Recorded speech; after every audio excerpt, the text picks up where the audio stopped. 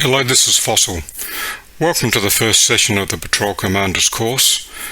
This is a recording of the session that was conducted on Wednesday the 27th of March, and we're putting this up on our YouTube channel for those who missed the session on the Wednesday. I hope you enjoy it. If you have any questions at the end of viewing the video, please don't hesitate to ping me on Discord, where we can either have a text chat or in fact we can have a voice chat if you've got any questions. Hope you enjoy the session. So tonight is the first of those tactics and techniques, and I really want to talk through this as a Soldiers 5 discussion. We're not at a military course where we have to learn quotes and regurgitate them. This is more about getting an understanding. It's also not a presentation where I talk and you listen. I'd much prefer it to be a discussion. So if you want to ask a question or raise a hand, we probably don't have a way of doing that. Just interrupt, and I'll try and pause and see questions. So if you've got a question, and I haven't paused, just barge in, and I won't be in any way offended, particularly if you need a clarification to something that I haven't explained that well. Any questions so far? Nope. All good. I think we'll take about an hour and a bit, and afterwards any more questions will go, or any other areas of discussion that you want to have. So I may or may not be able to answer it. I guess the only thing I'd say is I'm 20 years out of date, and so my understanding of what's going on in the last 20 years is just general knowledge and professional interest. So I don't have a great, so that's my currency. So I don't pretend to be up with absolutely the latest, although to me, I was going to say Crimea, Ukraine has shown that not that much has changed, even if some of the techniques and weaponry has. Okay, so let's start. So I just want to first talk about what tactics is, and of course for that I went and looked at what the military documentation says, and I didn't like that much, so I made up my own. And what I reckon tactics is the actions we take to prevent the enemy effectively interfering with your operation. So it's a pretty broad sort of term, and we'll go through and talk a bit more about what those actions might be. I had a couple of variations of that, but it's actually how you operate. I guess I had lunch today with one of my academy classmates, and he said, you should use the definition our history professor gave us, a guy called LCF Turner, always known as LCF Turner, not Mr. Turner or Professor Turner. And he said, right boys, what's the difference between strategy and tactics? Strategy is how you get the girl to the dance. Tactics is what you do once you get there. And to a bunch of 18-year-olds, that was pretty relevant discussion of what the difference between tactics and strategy is.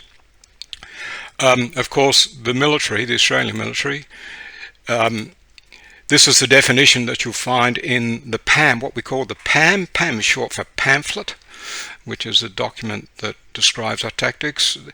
The ordered arrangement and manoeuvre of units in relation to each other and the enemy in order to utilize their full potentiality. So anybody who understands that, can you please explain it to me? I'm sure as hell that Private Bluey does not understand that. So we'll go through and talk a bit more about what tactics, the fundamentals of tactics from a fairly simple perspective.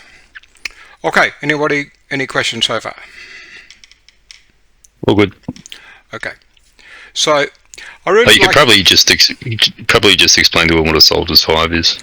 Soldiers 5. Soldiers 5 is toolbox talk. I had to learn that expression once I left the army. A toolbox talk, or sitting down and just explaining something in simple terms when you're sitting around, probably having a cup of tea and a biscuit. So it's a way of describing something in an informal setting, but trying to get over a concept in language that soldiers basically will understand. Is that your understanding, Cambo? Yes. Yep, that sounds probably more descriptive than the way I understand it, but yeah, that's probably a good way of saying it. Just sit down and shut up, and I'm going to tell you something. Yeah, something like that. Okay, soldiers 5. So yes. So you've gone to a 2-hour meeting, and you come back and you tell the soldiers in 2 minutes what. Well, there's a lot of bullshit, and we're going to do this. So go and get. Pretty much. Go and that's get it. that. That's exactly what happens. So Yep. distilling 2 hours into 2 minutes. Yeah. So really want to talk about types of operations here, and I did say we're going to do this in reasonably simple terms. So first thing is you can go forwards, okay? And if you're going forward, you're doing one of what we describe as 3 types of operations. You're either advancing, and you can advance in contact, or you can advance to contact or in contact. And we'll come back and talk, and I guess I'll use Ukraine as an example of how not to do an advance when we saw the Russians go across the border in their linear down the road, thinking that the Ukrainians would welcome them with open arms. But that's a classic case of going across an international border and advancing to contact, which happened very quickly. You can attack, and we all know what the attack is, and the last one is the pursuit. So once we've broken through and the enemy in disarray, then we can follow them at great speed. And there's been many examples in history where generals have not pursued the enemy when they could have, perhaps because A, it was too risky, or B, their own troops were too buggered to be able to do it. So it's, and I just want to, and the second one is you can go backwards. And going backwards, you can be in defense, or you can be withdrawing, or you can be in a rout. There is no doctrine about how to operate in a rout, and I just added that in. That's a fossilism. But basically, nearly every military will say it's much better to be going forward than it has been going backwards, and you only go backwards when you can't afford to be going forwards, or you want the situation to change, or you just want to attrit the enemy and have him waste his resources on you. And again, there's been lots of stuff in that. So that's at the higher level. And I only really raise that to say that, to say that we don't need to overcomplicate this with lots of big words or different types of things. And we'll come back and see how this applies to sort of XDF, but that's the higher sort of level. I'm not going to go through the advance, the attack and the pursuit in any detail. I just wanted to describe that. I'm happy to answer any questions about that at this stage. So I'll pause there. No? Okay. You could probably just explain a little bit more about what you mean by route. I was being a bit facetious, but a rout is the opposite of pursuit. If you have been in a defensive position and the enemy have broken through and you are withdrawing to the rear at great speed, yes, I probably should have let it, but I should have left that out. It was just, a withdrawal without any control, basically. So you're not a tactical blob. Yeah. You're not establishing lines of resistance. The French army after Waterloo. Yeah. Yes, something like that. Yes. Yeah. Or certainly after Russia, they just sort of made their way back. Yep.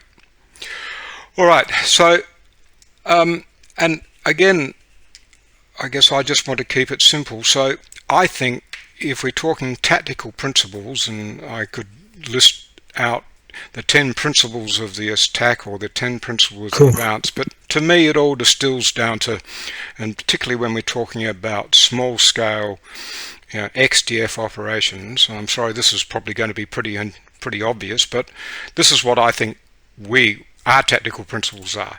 We don't be seen, okay? Obvious, I know, but we do things to make sure that we're not seen. We're not heard.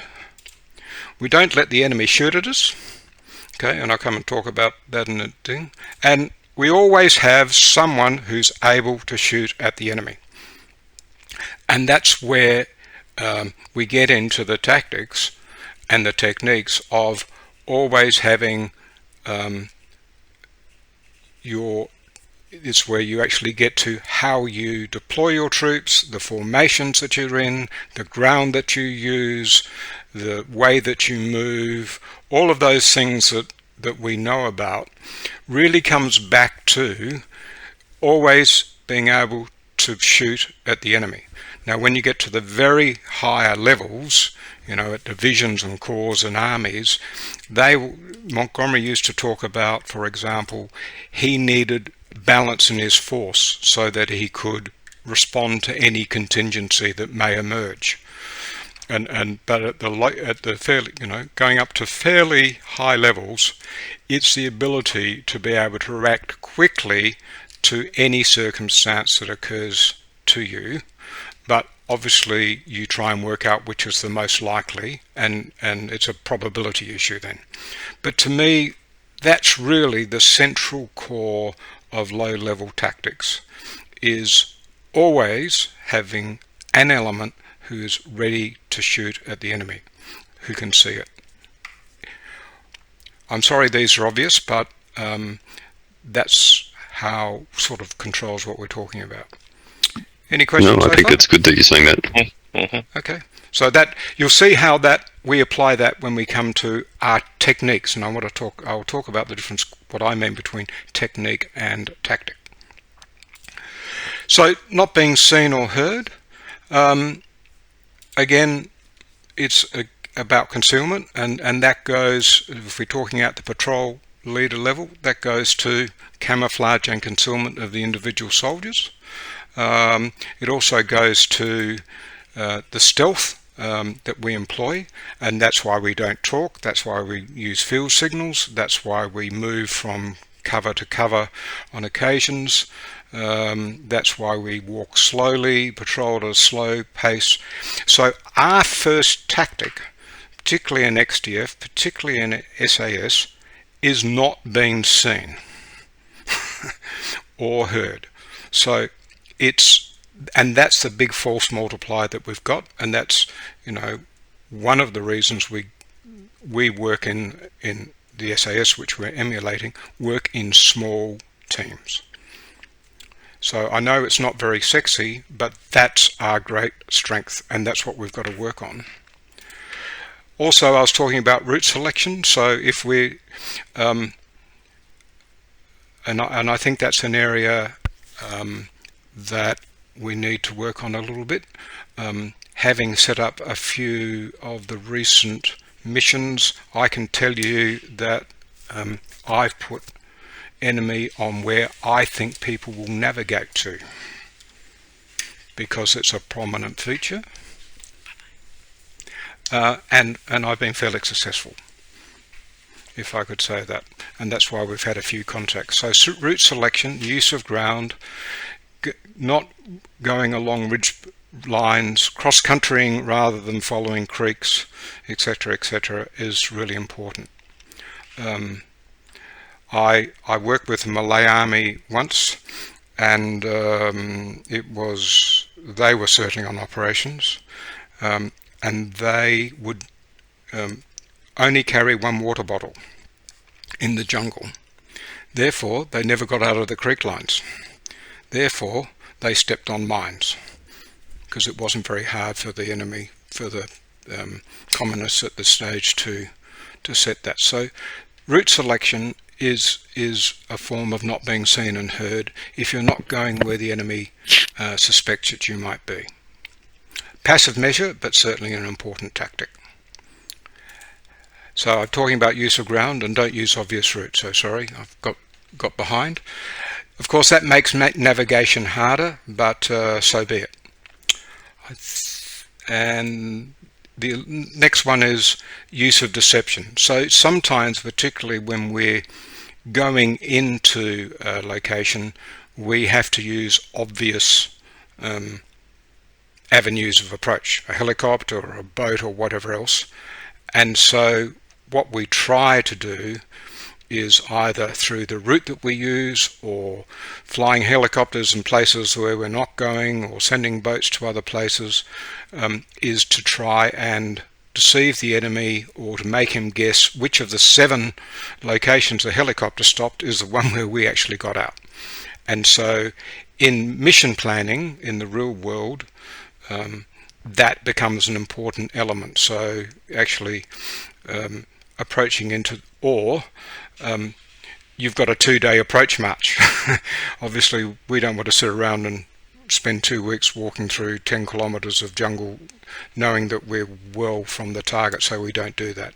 So in our gameplay, in the Arma gameplay, we often sort of put aside the fact that the helicopter is landing within 2 or 3 kilometers of the objective and what that would mean. So that to me is the first tactic: don't be seen and heard, and that's how we achieve it in some of our planning for our patrols. Very happy to take questions. Hopefully that's a bit provocative, or to argue the case with people. Any questions over? Well, everything is clear.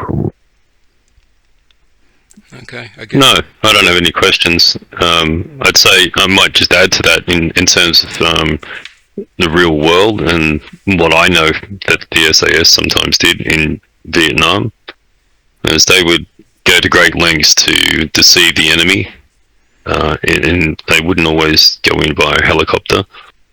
I know from one operation they went in the back of an APC. Yep. With the regular infantry out on, doing their thing, and at some point they called a lunch break, and that's when the SAS just casually snuck off into the woods, into the jungle without anyone noticing them.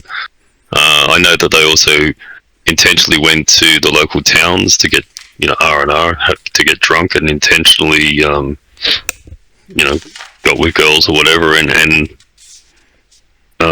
gave them false information about what they were doing, that sort of stuff. So they went to great lengths to cover up what they were actually up to and where they were going. Yep. So and we do a little bit of it in our missions. Again, the problem with it is it just soaks up time. I mean, I remember when we did something with RT Blackfoot, you might recall that you walked around in a circle. So that was some sort of Yes. attempt at a deception. I mean, it wasn't. It obviously, in real life, it wouldn't have worked, but it was just to well, it was unlikely to work, but it was what's the word? It was acknowledgement of at least trying to do something. Okay. Yeah, we tried a PvP once. Yep. With one team trying to sneak through, and the other kind of playing the Viet Cong. Yep. And we did fake insurgents. Yes. So we had the helicopter go to 3 places. So that works better with humans than AI, maybe.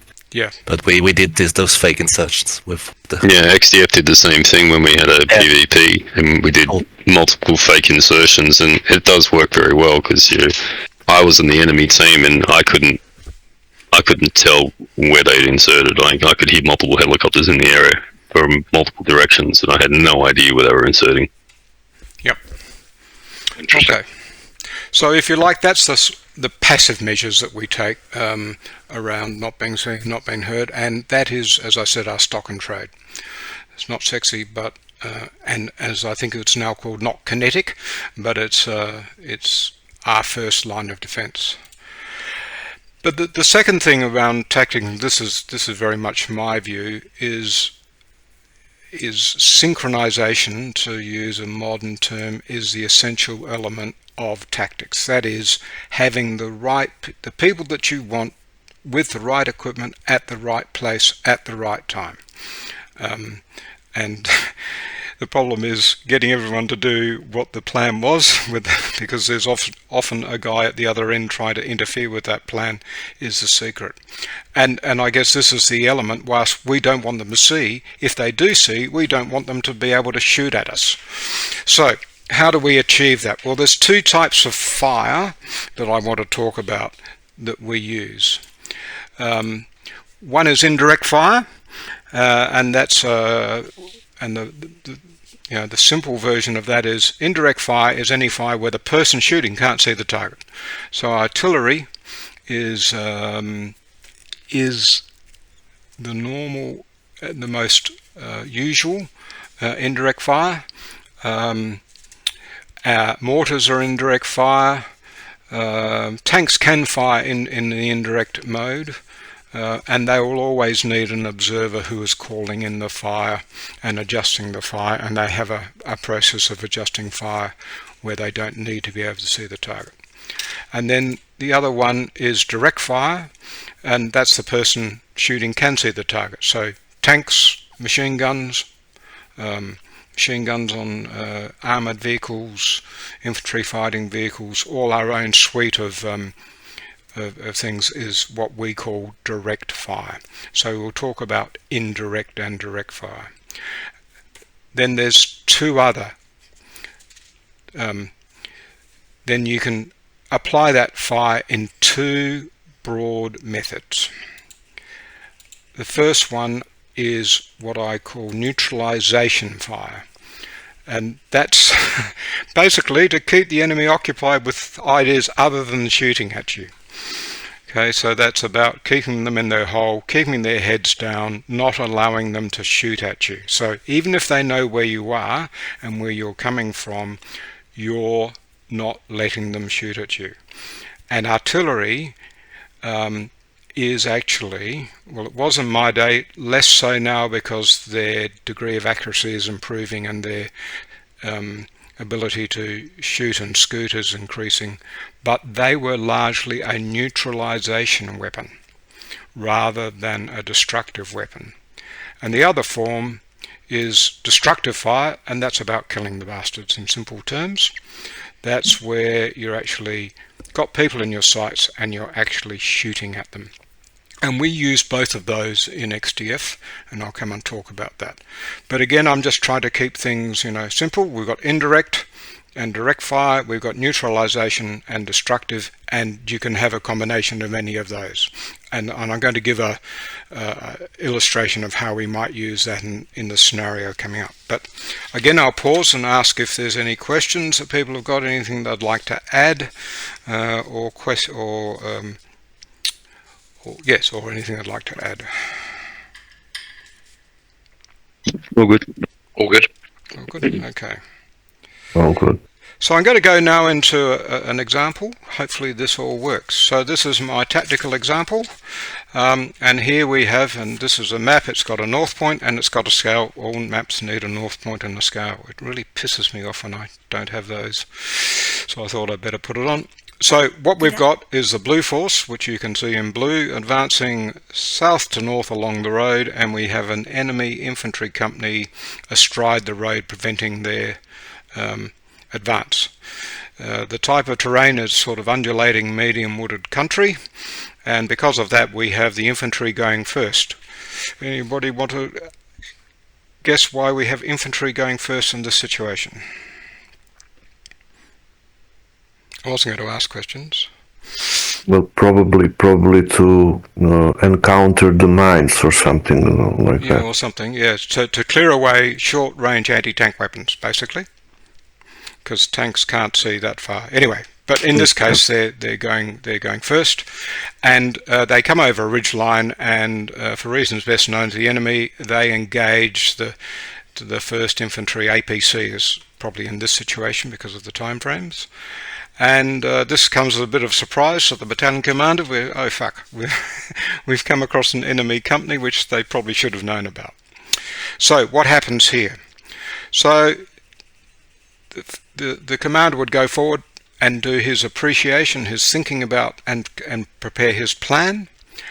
And so in his plan, the first phase is that he's going to put the tanks in provide direct fire support. And to cover the tank's movements to that area, he's also going to engage the forward two companies with artillery. But the artillery is being used as a neutralization fire. So in this case, there's probably a battery on one battery on the left forward and the right forward enemy companies. They're probably firing smoke and high explosive, and the batteries are probably firing 2 to 3 rounds a minute. So, you know, if the tanks are moving, it's taking them about 10 minutes to deploy. They're firing 2 rounds a minute. That's each gun's firing about 20 rounds. That means that the 2 batteries, 12, there's 120 rounds going on to those 2 positions, and the intention is to protect the tanks from moving. Any questions so far? All good. Nope. All right, so that's an example of neutralization fire being used to cover the tanks moving. Then the next phase, the infantry are going to do what we would call a right flanking attack 2 up, which simply means that he's going to move his two of the 3 infantry companies to the right through ground, and if you see in this situation, the tank's location are also providing some degree of protection to that infantry move. Now, they may break that infantry move. You can see that right hook. They might send a platoon ahead by itself to secure the route and also secure what we call the FUP. That's the area, the form-up place where we form up to go into the assault formation before we actually launch the assault. And I'll talk a little bit more about that in a second. And whilst that is occurring, we've seen that the artillery is still providing neutralization fire to support that. They probably paused after the tanks made their position, and we're now firing on the rear platoon position of the enemy and still the left forward enemy position. So that left forward enemy position is getting a fair pasting. And the tanks now, they are in position at about 1,000 meters, so it's almost point blank for a tank at that range. They're firing destructive fire to locate and knock out bunkers. And it's probably, although I haven't put it in, the infantry, probably the forward infantry platoon, is probably firing its machine guns to support that as well. Maybe not so much at this stage. Okay, so we're now in the form-up position. We're ready to do the assault. You can see my cursor, so I've got the 2 companies here. And the other thing that I'd mention here, and this is the other fundamental thing about tactics, is that the supporting fire, which we'll just call it I just would call it a fire support position. It's now got a overwatch or something fire position that is perpendicular to the axis of assault. So the axis of assault is coming in from the east, the fire is coming from the south, and the reason for that is that these tanks will be able to fire on the enemy position right up until the time that the infantry are just short of the position.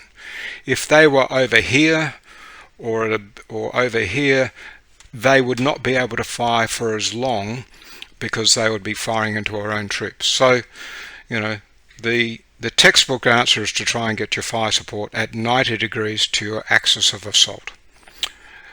Any questions so far? But I just wanted to illustrate that here we've got neutralization fire whilst we've got people moving. So again, as a principle, and we can take that right down to our own fire, is we've got fire going on and we've got movement going on.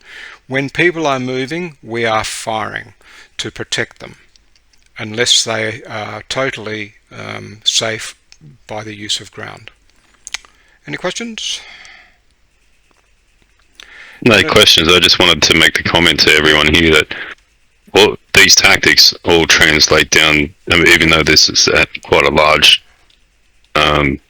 volume of soldiers doing this, this all translates down to a small team as well. Yep, and we'll come back and talk about that but exactly the point. So I just want to sort of go high level to low level. So we're just employing exactly what Cambo says, exactly the same processes employed, quite a way up the scale.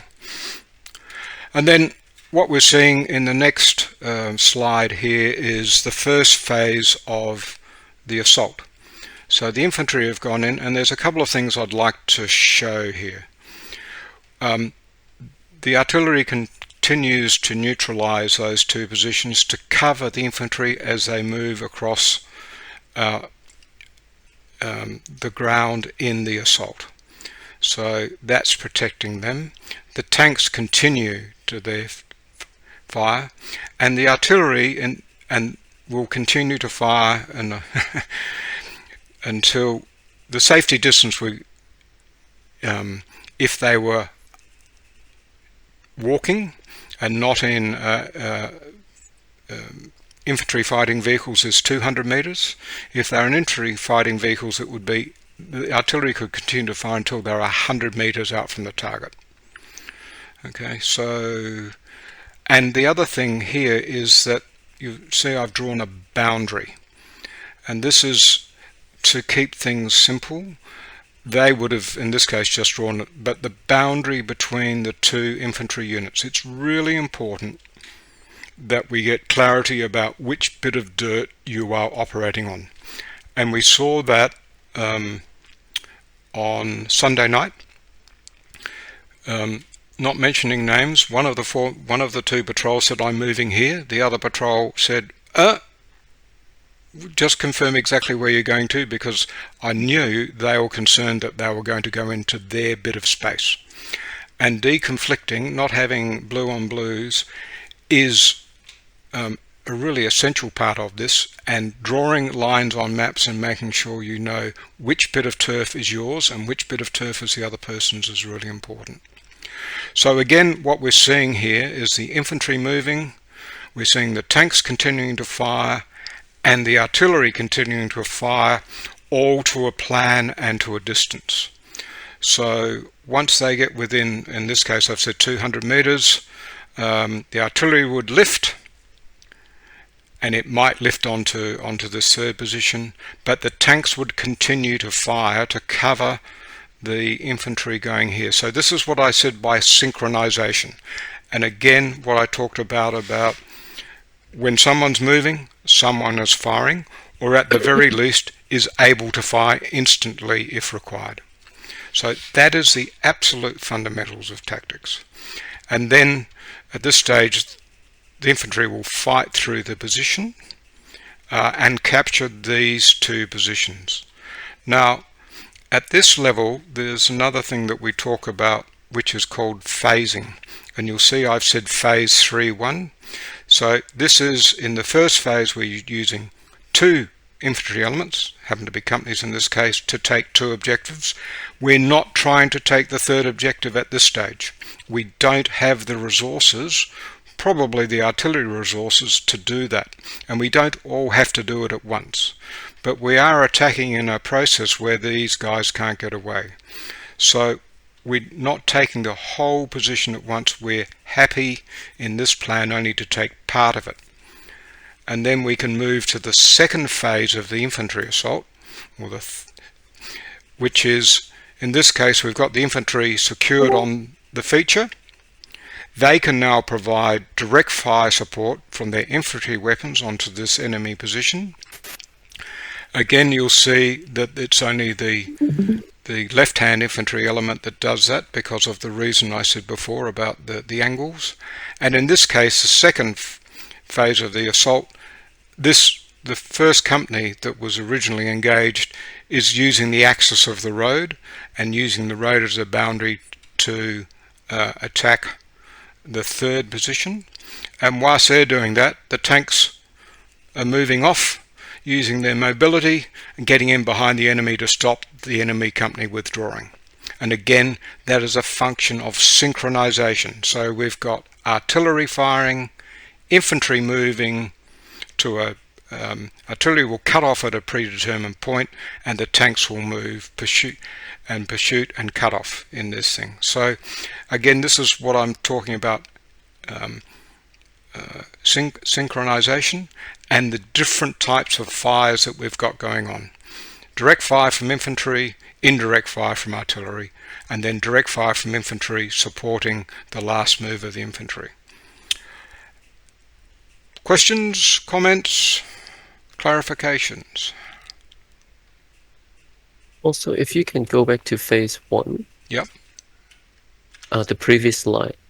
So let's say the infantry on the right. Yep. So moving left. How do you manage that synchronization with the artillery? Do you still radio in, say, cut off or Yep. something? Good question. So I'll start again. In every infantry company, there is an artillery, what's called forward observer. So that forward observer belongs to the guns that are firing, and I'm simplifying this, who are firing that artillery, and he can speak directly to the artillery unit firing. So they will do it in two measures. One, they will do it on a time sequence, so you've got to work out, well, we've got to cover 600 meters and we're walking and we do, it takes us 3 minutes to, it takes us a minute to cover every 100 meters, or whatever that sum is, or if you're an APC. Plus, he will also give an order when he's on the move to check fire, to stop the fire as well. But depending on how planned it is, in this case it's a battle off the line of march, but if it's a deliberate attack, it will be done on a timed sequence based on the plan. Does that answer your question?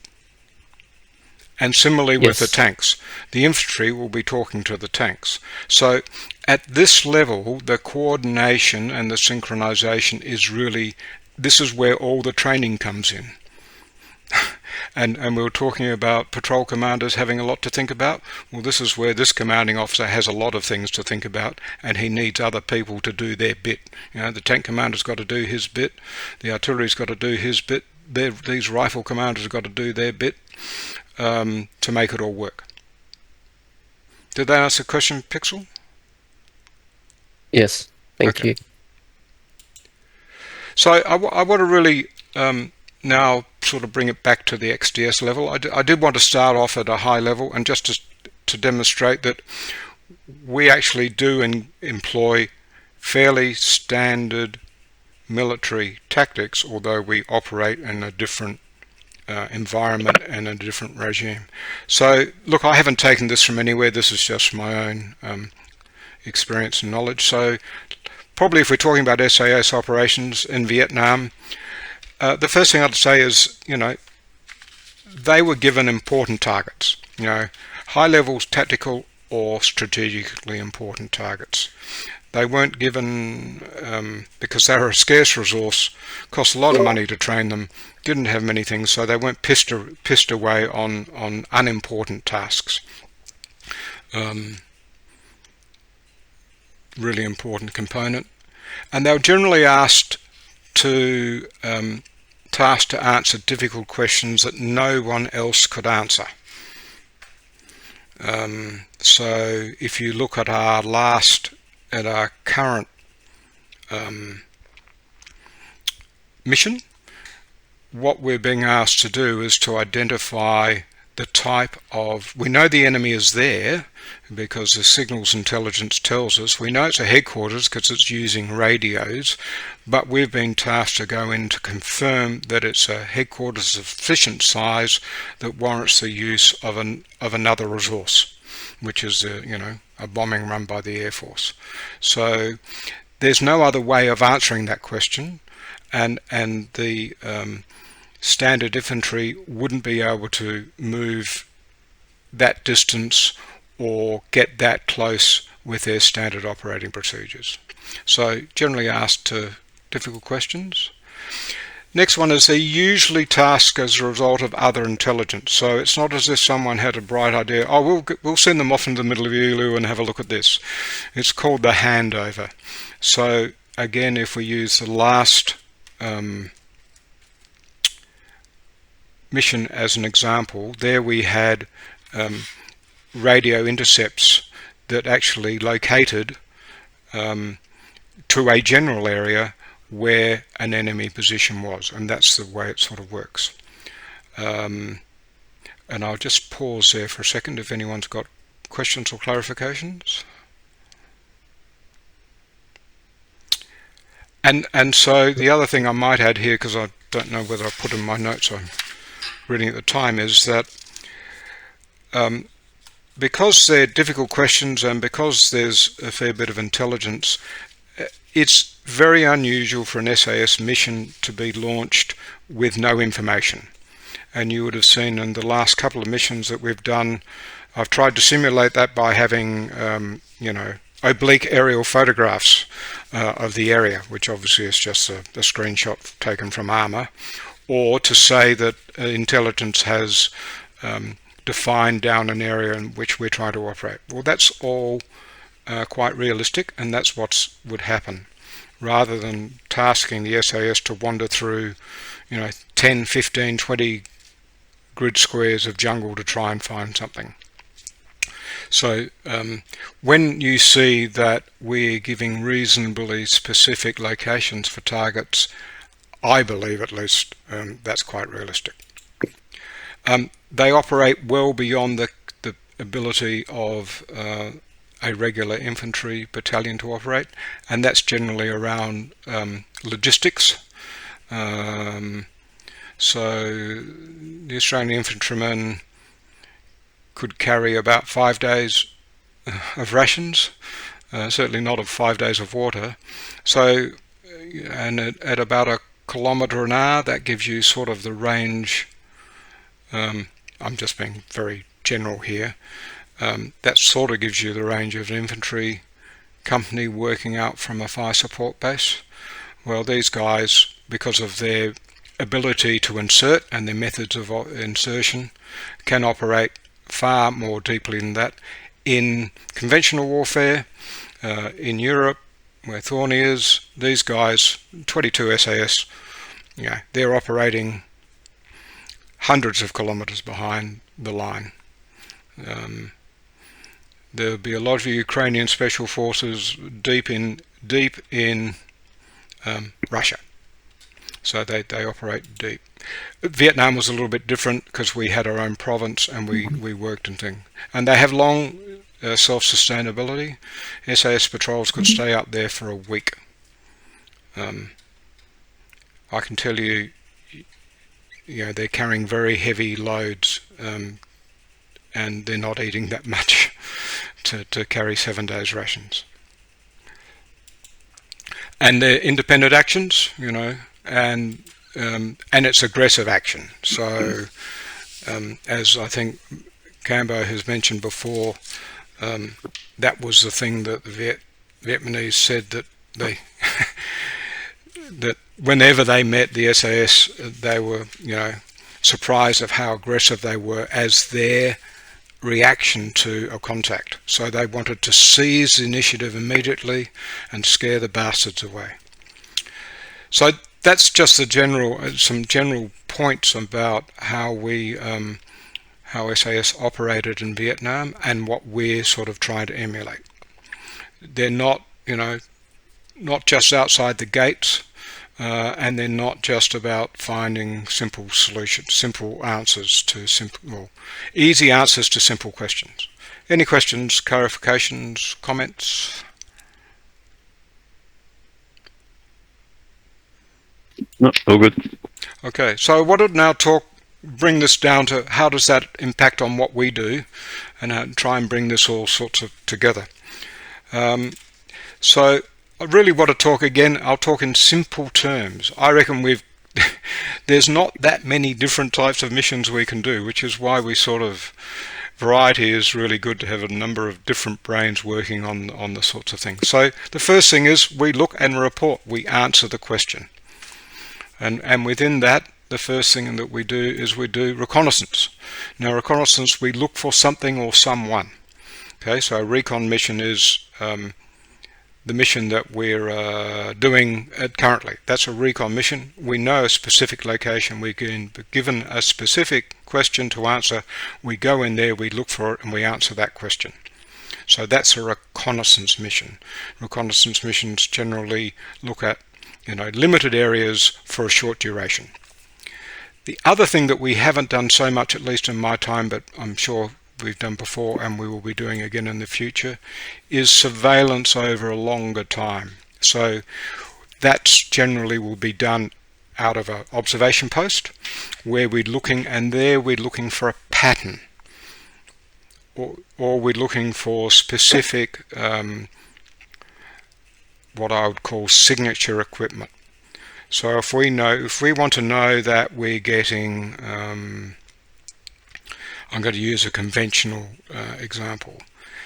If we want to know we're up against the 334th Motor Rifle Division, we know that they're using the T80 Mark III tank, because that's been issued to them and it hasn't been issued to the other divisions. So we're looking for that particular thing, or we might be looking for, you know, a ZPU4 or some other particular thing that we're looking for. But otherwise we're looking for a pattern that will confirm or deny what an intelligence officer generally has predicted is going to occur. So the SAS work for the intelligence officer, basically. They might be tasked by the general, but they're answering questions that the intelligence officer is asking.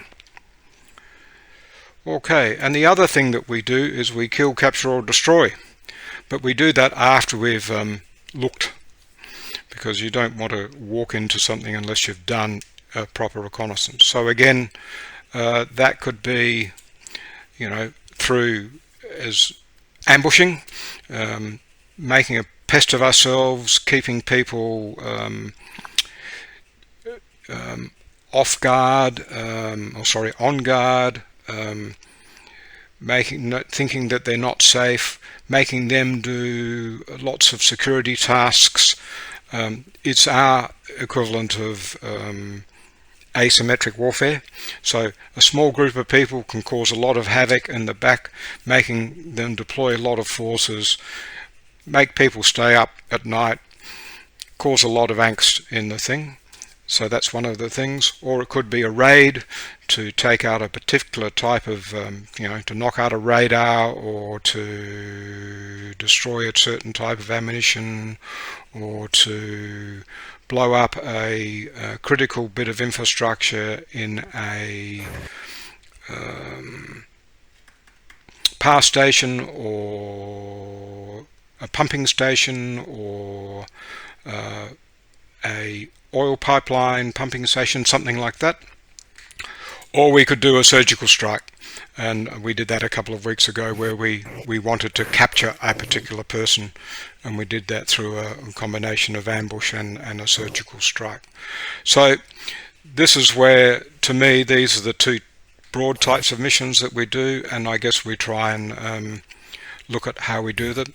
Both are conducted fairly similarly. One we don't actually get to fire a weapon, or shouldn't, and the other one obviously we want to. But again, any questions, clarifications that you may have, comments, additions, examples? No? Okay. And then want to talk again about tactics and techniques. So what we use is a lot of techniques that is based on the tactics that I've just talked about. But our main tactic, and I'll use that term, is not to be seen or heard. So that solves a lot of problems, and that is the ethos of what the SAS was about, and really what we're about. Again, it's not sexy, and I guess that's why we're a reasonably small select group, and which I know attracts some people.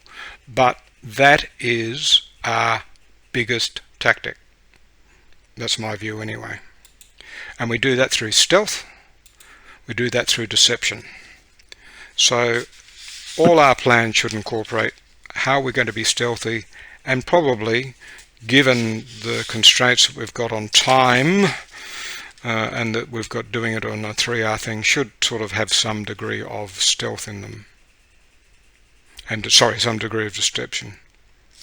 And then what I said before, we use techniques rather than tactics, and what I mean by that is they are battle drills and SOPs. So we're going to do the same thing pretty much every time. It's going to be different because of the individual circumstance, but it's effectively a drill. It's what we've practiced time and time again. The patrol commander doesn't need to give orders other than, contact front, or peel right, or, so it's a one-word command that sets off a whole chain of activity, and that needs to be done. So we use battle drills and SOPs rather than a situation where we have to actually think through and give orders for every different sort of every time we encounter something. And people have practiced those to the point that it becomes completely familiar. I guess the other thing is that we use as the method of insertion, MOI, which again is the sexy part, and because we probably don't use all of that at this stage. We haven't done that much parachuting or any intricate work in boats or submarines, but all of that is, I guess, possible and available, although we don't actually do it in Vietnam for obvious reasons. Not too many submarines can go up the rivers.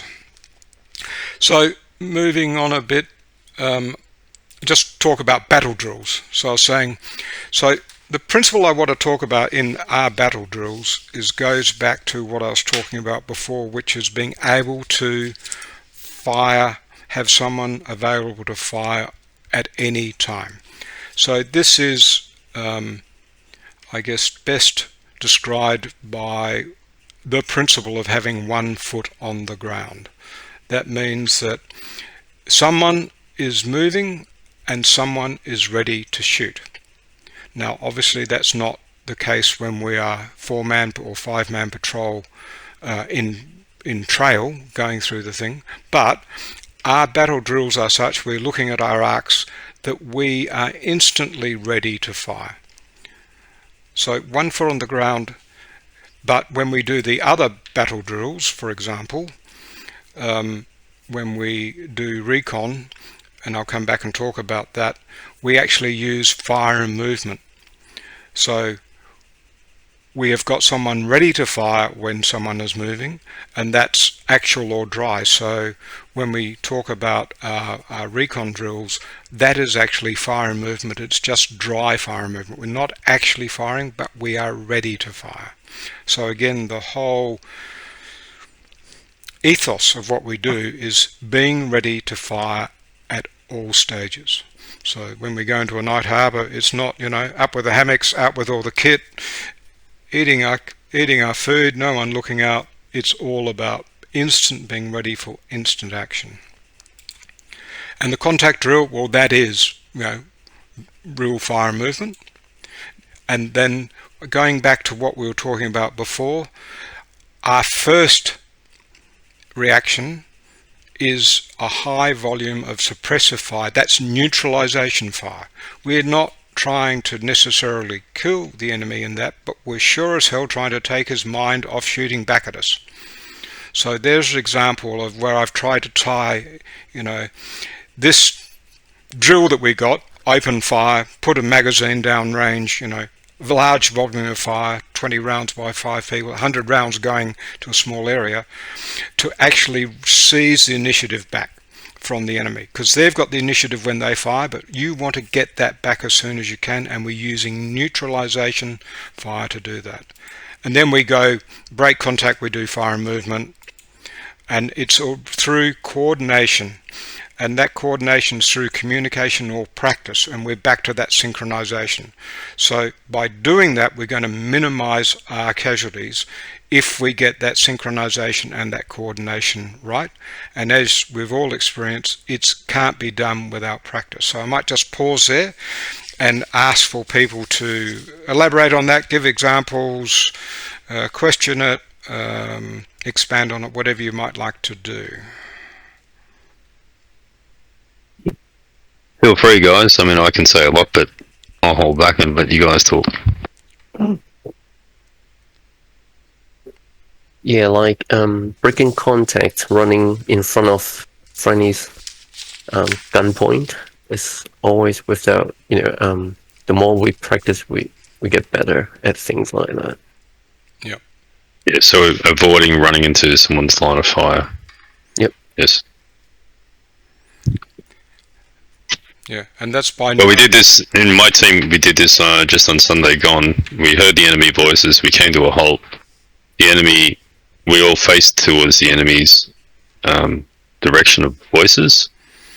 So we were already in a line formation. And when they broke through the jungle and initiated the contact, they copped the whole patrol, aggressively returning fire. And then once it appeared, it just happened naturally. All this too. Once it appeared that we had the initiative, then the order was given. I remember Thorny yelling out, "What are we going to do?" Yep. And then that was a prompt, obviously, for Tech, who then ordered to break right. So it followed this exactly. And then we broke contact. We did the right peel, and then he ordered us to go into all-round defence,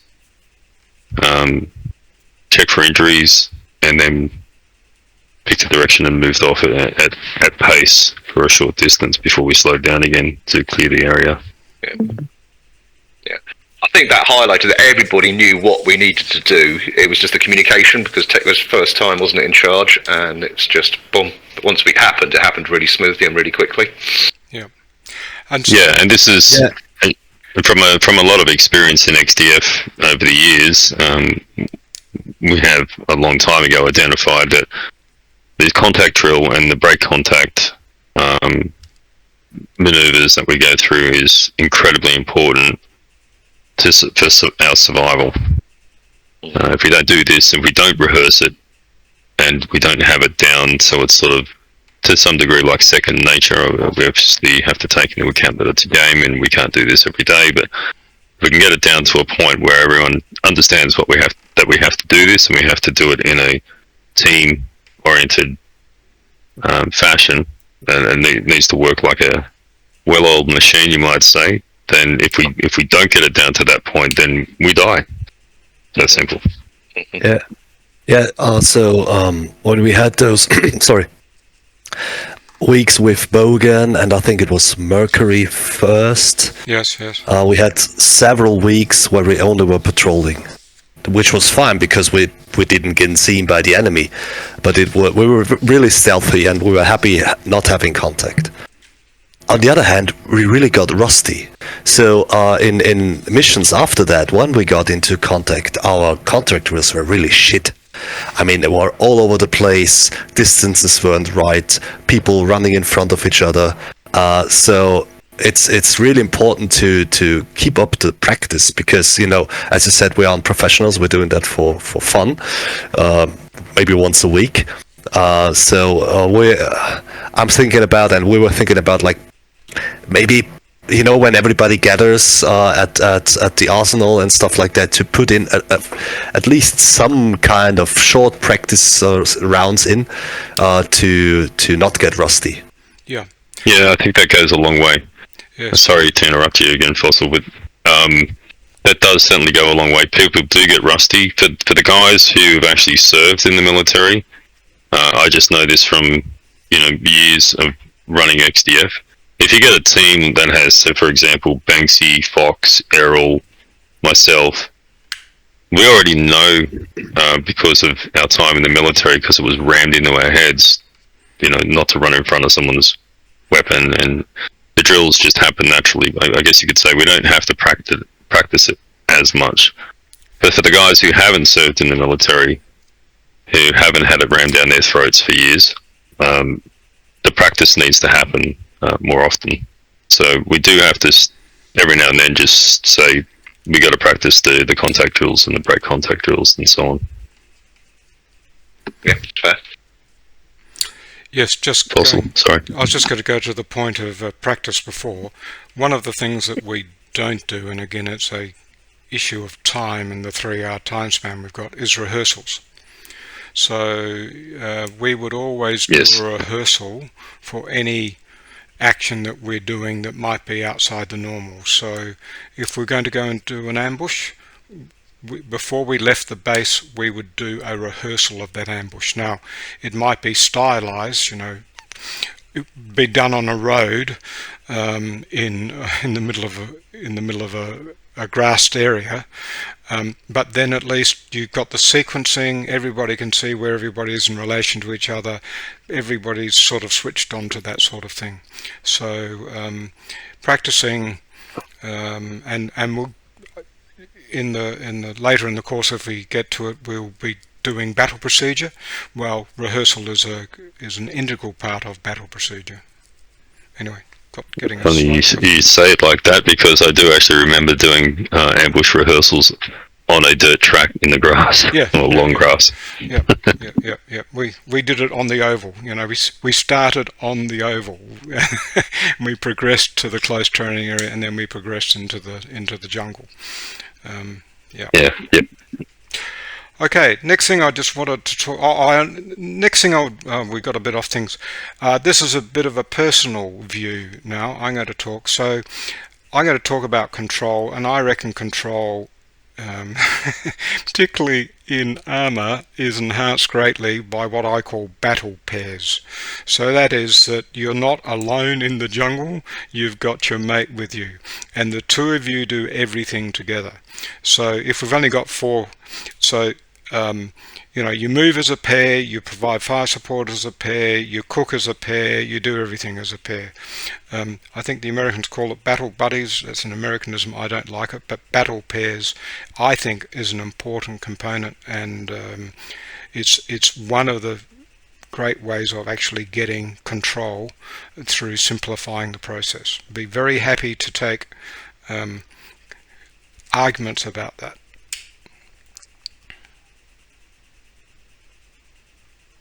No argument from me on that one. In fact, when we get new people come on board, or people who join us who aren't from XDF, I usually pair them up with someone who's quite experienced. Yeah, and Fossil needs it because he can't see for shit in Arma, so I just have to follow the guy close to me. So that's why I like it. Someone to look after me. But that's the reason. So and that's what happens. You know. And you need to be able to get on, obviously. So that's the thing. Where are we up to? Okay, we're going. So that was, and then we talk about other things: formations, obstacle crossing, and protection of the halt. So I'm just trying to say again, this is following that fundamentals that we were talking about before, about 1 foot on the ground, being ready to fire at any stage. So again, I'm just trying to simplify down.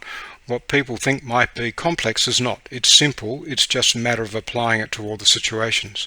So, all of those might be determined by terrain and vegetation.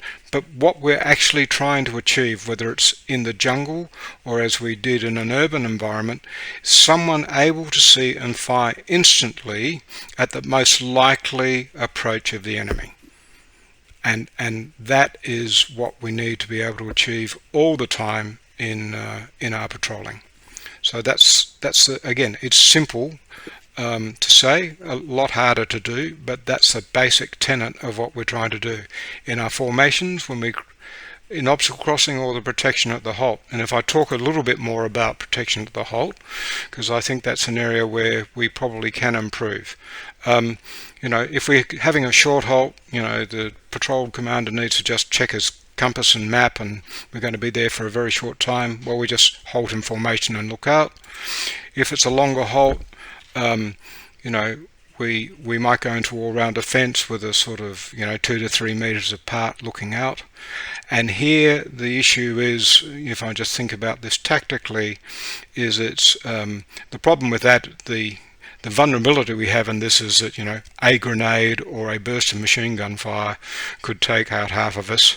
That's the vulnerability, but the benefit we get is that of control. We can all see each other, we can move off together, we don't leave anybody behind.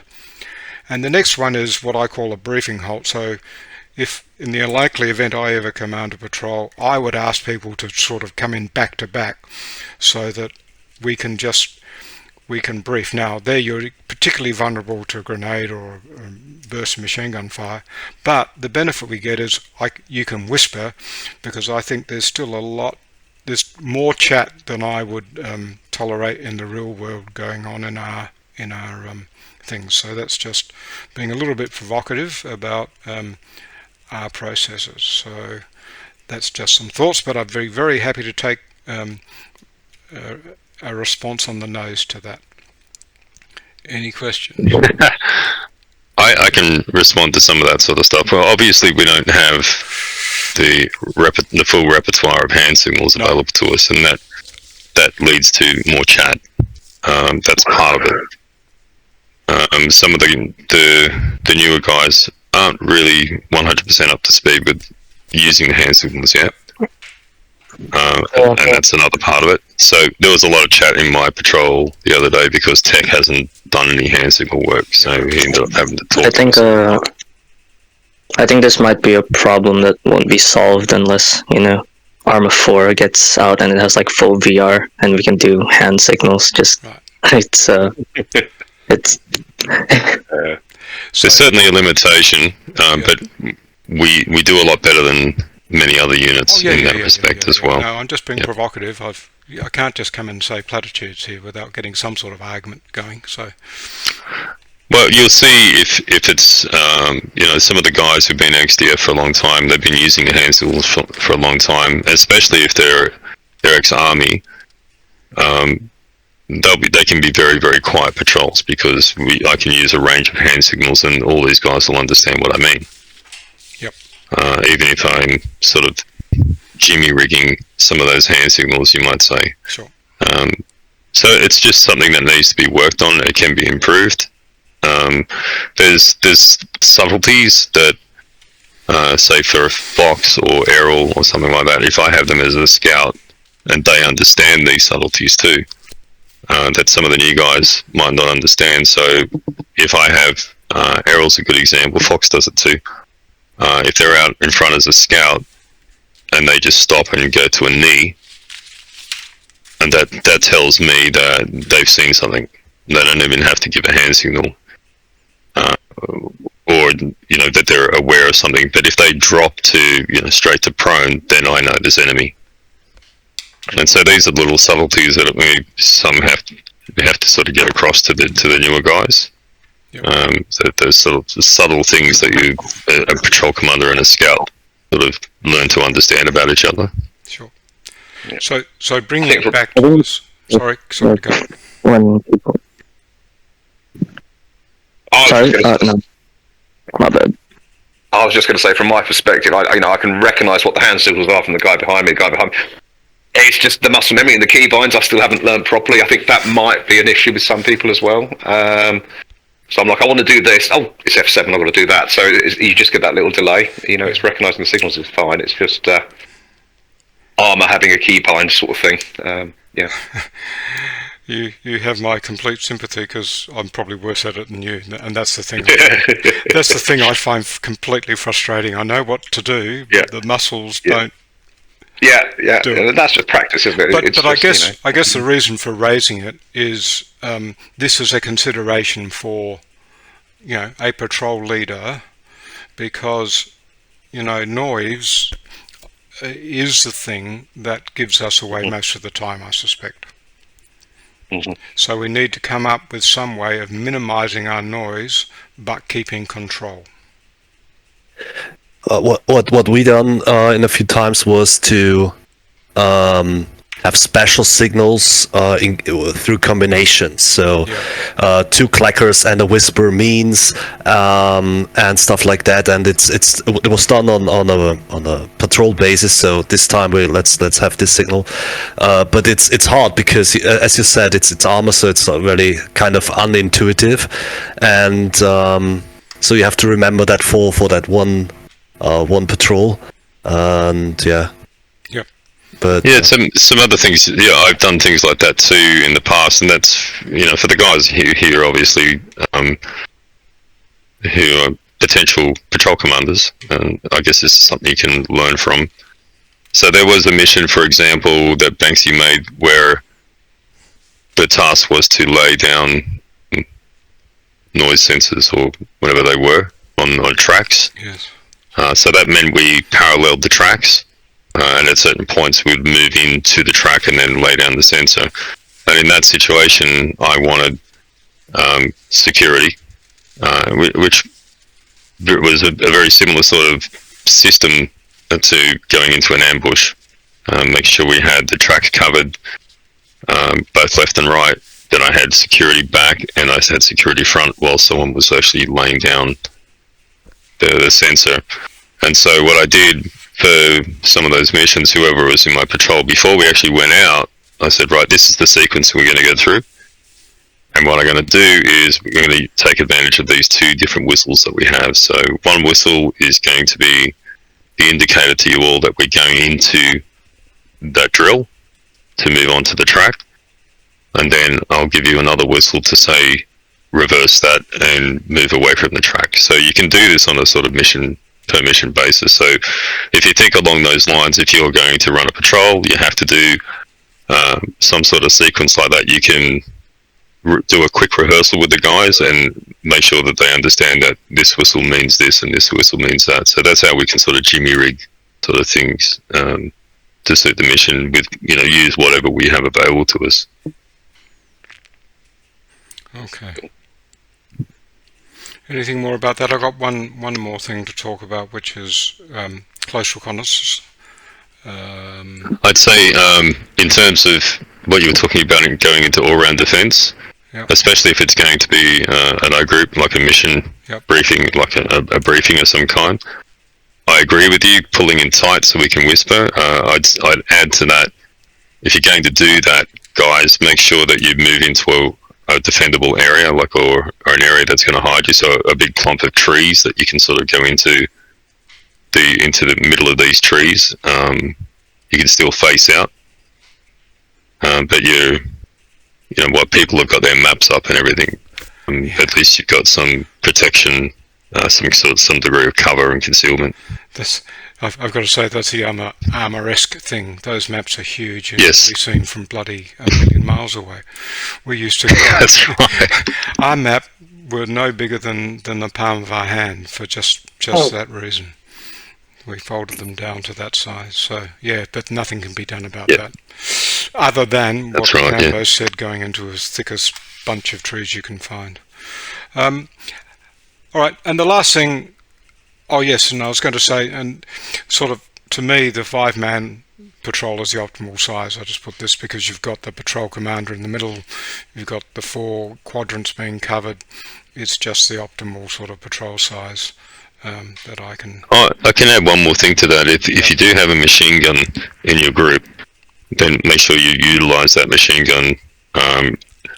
And it's in my opinion, it's the 2OC's job to manage that. Yep. Machine gun. So a good example is the mission that we just played on Sunday.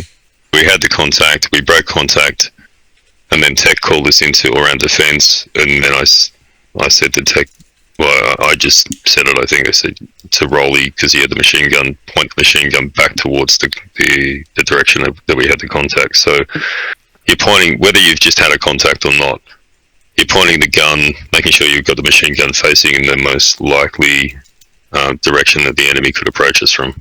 Ah, yes, I remember that, yeah. Yep. Based on whatever knowledge you have at the time. But this all comes back to this fundamental tenet, if you like, someone able to see and fire instantly in all situations. So that's really what we're talking about. Yep, that's right. So I just move on because we're time. I just quickly want to talk about reconnaissance and again another sort of consideration. Really, we talk about. I was glad to see, because I went back and I've still got some military PAMs on my hard disk. We still talk about caterpillar or leapfrog. So does everybody know what I'm talking about? We're not talking about... I do. We're not talking about frogs. So when we're moving, the scouts, if we've got 2 scouts or we're doing a reconnaissance, we've got basically... And sorry, I haven't drawn a diagram about this. We've got 2 options. One is we can move what is called caterpillar, which is... the first person moves and halts, and the other person comes up to behind them, and then covers that person, and then the first person moves again and stops, and then the other person comes up behind. So that's called caterpillar because it looks like a caterpillar going forward. That's how, back of a caterpillar comes up to the front and then the front goes again. Or what we call leapfrog. And leapfrog is where instead of the second person coming up to the first person, the second person goes past the first person and does what is known as another bound. So we've got those two methods. But again, those two methods are back about 1 foot on the ground, or having somebody able to instantly fire. So I'm just trying to, I guess what I'm talking about here is to show that a tactic that we employ at battalion level is still a tactic or a technique that we employ when we're talking about a two-man reconnaissance, and movement is dry fire movement. So we're still employing the same principle, the same process, the same tactic, even at the lowest level that we operate at. And then just wanted to quickly sort of talk about two-man versus four-man reconnaissance teams. And this is a point for discussion. I've been on patrols where we drop we're a four-man patrol, we drop off two people, two go well ahead, a couple of 100 meters ahead to have a look at, to clear a hill or to do something else. And that's what we did in my rifle platoon. I would, with my batman, which is an interesting term for you, Stevie, but I had a batman, my orderly, and we would go forward and do reconnaissance because we couldn't take 30 men. It was about stealth. But I just question about what good two men 200 meters behind another two men is. So I just being provocative again and saying I think, in my opinion, that we should always keep four-man reconnaissance, that we can do it in pairs, and we can do either caterpillar or leapfrog depending on the tactical situation and the tiredness of the people ahead. But I guess the whole main point of my and that we should use short bounds, and that normally it will be caterpillar unless we giving a break to that forward team because they're in imminent danger of contact. But again, really the main point of this was just to reinforce that we are using a tactic that we've incorporated as a technique even at the lowest level. Anyway, I just want to talk a little bit about how we go about close reconnaissance. In doing this, I thought it was a subject in its own right and that we probably needed to look at in more detail later in the course. But happy to take arguments about that. Yeah, I can talk about some things here. So obviously when we teach you guys the contact drills, the break contacts and everything, we're talking about a leapfrog sort of thing, depending on the drill. Obviously if we're doing a peel back, you're running from the very front all the way to the back. That's quite a big leapfrog. Or if we're in a line formation and we're breaking contact back from there, then we're doing usually moving in groups, but we're still doing a leapfrog sort of fashion. Although in the early days of XDF we used to teach caterpillar as well. We don't now, just for simplicity's sake. However, what I have done in the past, especially with Fox, is if we do move forward as a two-man recon team, we'll actually use, I guess it's a caterpillar fashion, if the danger level is high, where only one of us will move at a time. So Fox will move forward a few meters and he'll stop and he'll wait for me to, I'll be covering while he does that. Once he stops, then I move forward to his position and I stop and we sort of caterpillar forward like that, so we don't leapfrog each other. So in that fashion we do it. Although I haven't really taught many of the guys that. I don't disagree with you on the 4-man team, 4 or 5-man team moving forward, but I think there are times where when you're very, very close to the enemy, we need, for whatever reason, we may need to move forward just a little bit more to see what's there.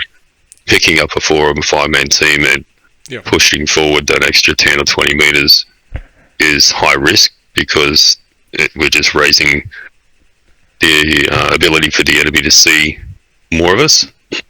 So I think there's a time where you can set the team, that other 2 or 3-man, set them up in a fire support position. 2-man team can move off at an angle and then move forward. But we're not talking like hundreds of meters. We're talking 20 or 30 meters at the most. And you're still satisfying the fundamental thing of having fire support available to the people moving.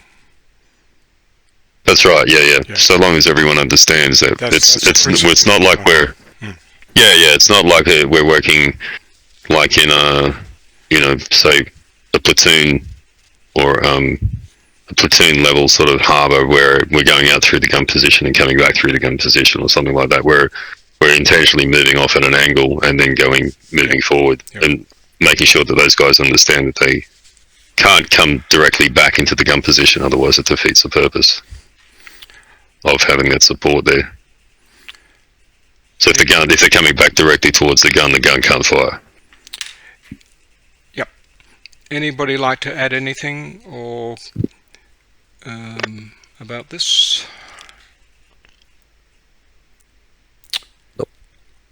Okay, so I might just make so that basically ends the presentation that I was trying to do. I guess what I was trying to do in the presentation was just talk at relatively simple concepts, not because I'm dumbing it down, but because they are relatively simple concepts that we need to do, and to show you that even what we're doing at the lowest level is still a tactically sound principle that's been developed over many years and can be scaled up.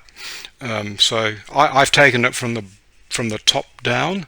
You could do it the other way up, which was to go from the 2-man recon up to the battalion, and you'd see that the tactics that we are using are the same, but we've developed those tactics into a technique which we've turned into a drill. So we don't always think about the situation, we just do the drill, because it will, if we do it correctly, it will follow the principle and the tactic that has been proven to be correct over time. And I've also tried to try and show that the relevance of that to the high level, to what we're actually doing, and to make it hopefully understandable to everybody. And I hope it wasn't teaching you all to suck eggs, which is to tell you something that you already knew, and there were some things in there that was slightly controversial, so that we could actually have a discussion and think about things. So that ends my presentation, if you like, but I'd be very happy to take more questions, hear your arguments. I prefer to do it now, but I'm very happy to do it later over Discord or on a call, or do it now.